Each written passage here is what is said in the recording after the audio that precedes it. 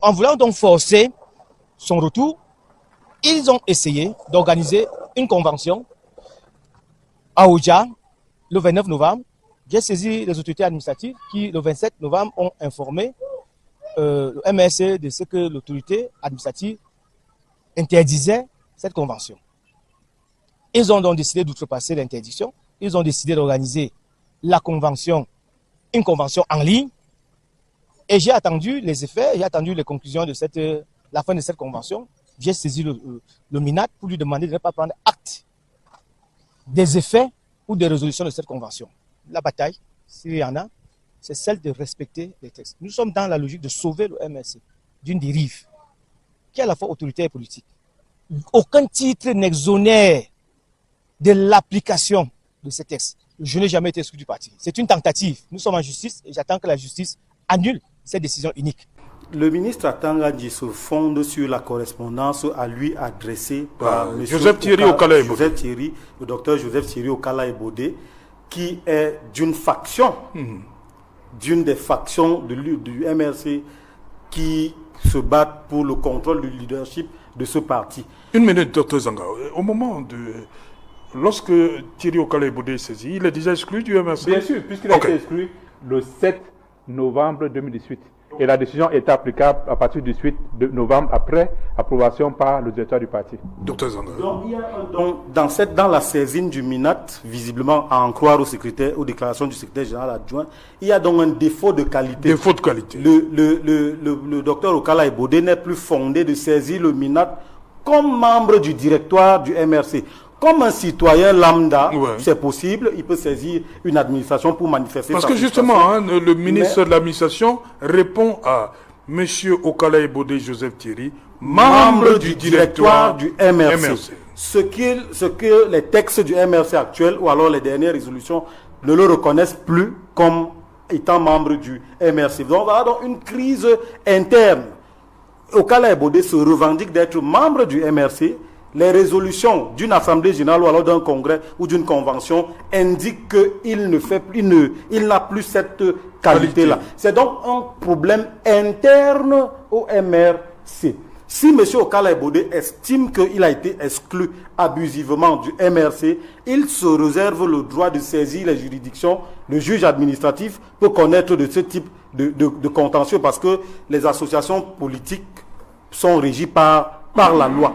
Il doit donc, et le ministre de l'administration territoriale ne doit pas indiquer de manière expresse qu'il ne prend pas acte des résolutions de la Convention sur la base des déclarations ou alors de la correspondance de M. Okala-Ebodé, qui par ailleurs est déjà exclu.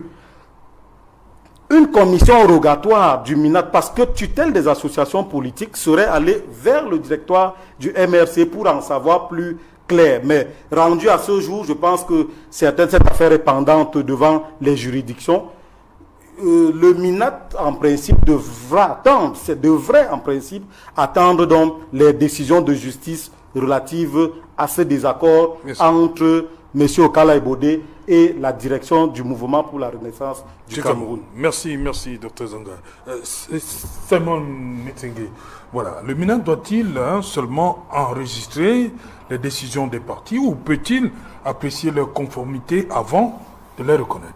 Moi, je voudrais, sur la démarche du MINAT. Je voudrais qu'on lise intégralement, et ce n'est pas très long. La note n'est pas très longue, donc du MINAT. Très bien. Cette correspondance suscite des curiosités. Comment est-ce que le ministre peut s'adresser à M. Okala comme membre du directoire alors qu'il sait qu'il avait été exclu?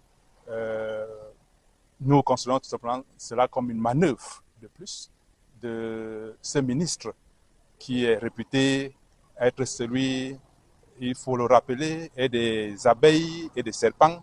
La tutelle ne veut pas dire que vous pouvez faire n'importe quoi, n'importe quand, n'importe comment. Non. S'il est dit que nous sommes dans un état de droit, alors chacun doit rester à sa place. Tout ce bruit, tout ce brouhaha que vous constatez n'a pour seul objectif que susciter la peur, disloquer nos militants, démobiliser nos militants, affaiblir notre parti. Mais cela n'arrivera pas. Nous ne voyons pas en quoi pourquoi est-ce que le ministre devrait s'ingérer dans les affaires internes de notre parti.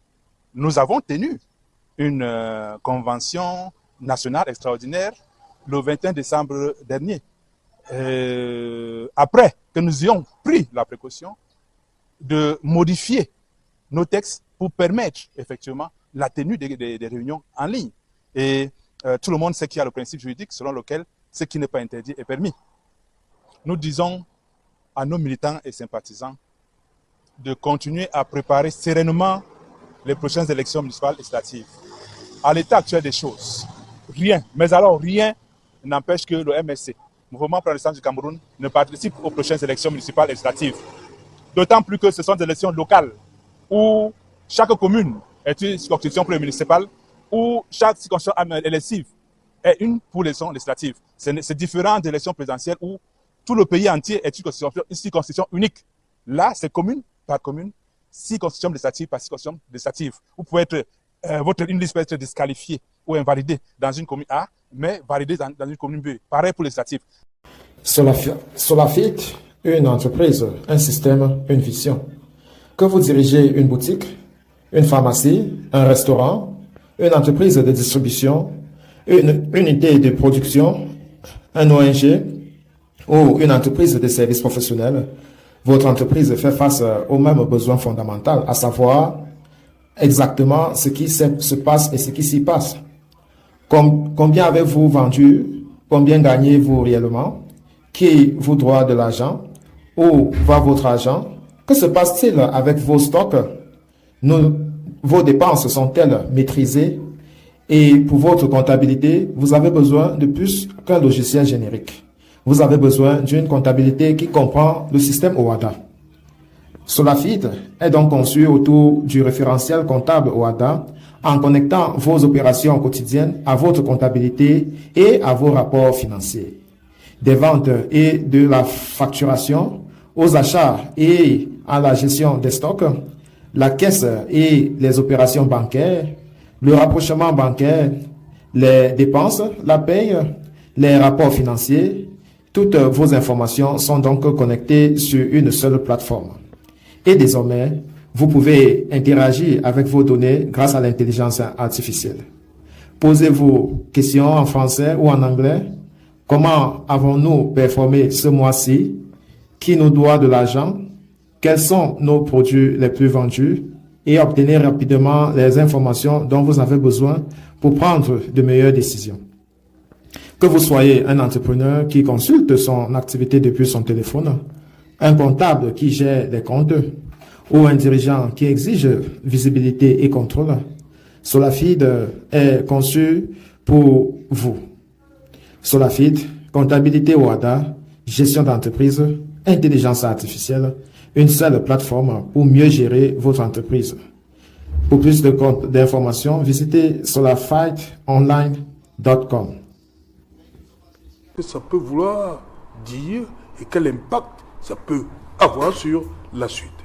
Alors Serge Alain, il est important dans cette analyse de repréciser le rôle des différents acteurs. Oui. Le MRC est une formation politique, est un acteur du jeu politique qui concourt à l'expression du suffrage, parce que porteur d'une idéologie et d'un programme politique. Le ministère de l'administration territoriale est le bras séculier de l'État.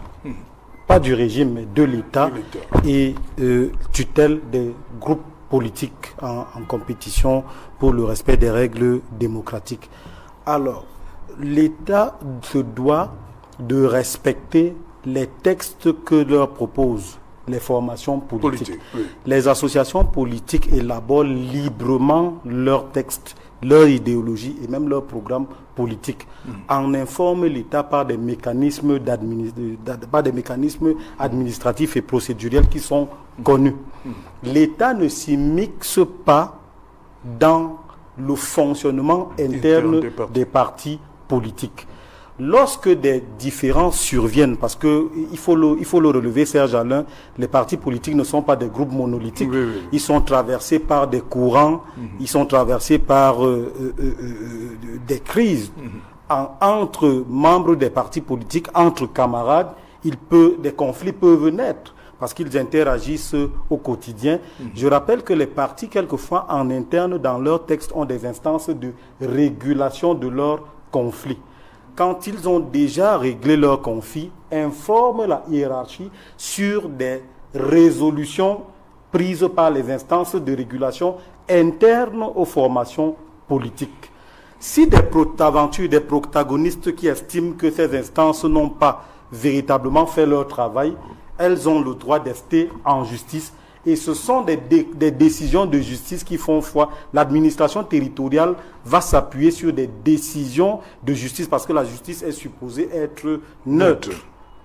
Donc l'administration territoriale ne s'immisce pas dans le fonctionnement interne du parti. Son pouvoir de régulation ne signifie pas pouvoir de résolution des litiges à l'intérieur des formations politiques au point de prendre fait et cause pour un camp au détriment d'un autre. L'État, à travers le MINAT, reste un arbitre neutre, mais qui régule les activités des formations politiques, mais se rassure que ces formations politiques sont respectueuses des textes qu'elle leur a soumis pendant leur procédure de création.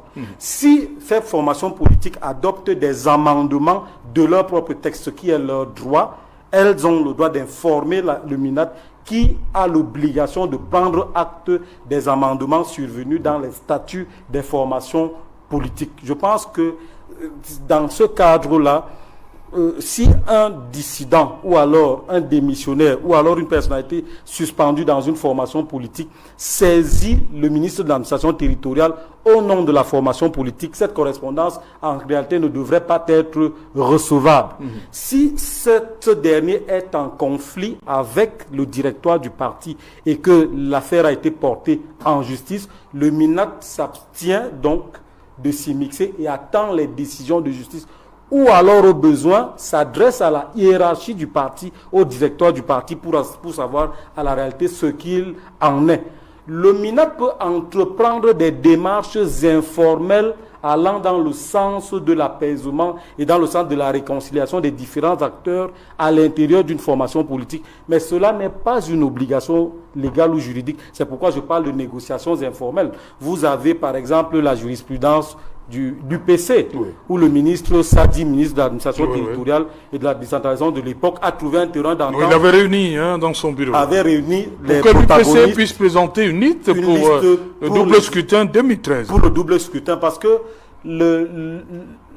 en fait, l'objectif de cette concertation est de permettre aux partis de participer, de concourir à l'expression du suffrage, ce qui est l'essence et l'objectif principal d'une formation politique. Une formation politique qui ne va pas aux élections n'en est pas une. Docteur Zanga, donc vous avez pris le cas du ministre Sadi en 2013. Oui. Il a contribué à réunir toutes les tendances entre guillemets de l'UPC. Bien sûr. Là, c'est pas un problème. Oui, justement. Contrairement à ce qu'on voit pour le MRC. Pourquoi ce cas-ci, ça pose un problème? Lorsque le ministre Atangandji dit, comme ça, qu'il n'a pas jugé opportun de prendre acte des décisions prises à la convention extraordinaire du 21 décembre 2025.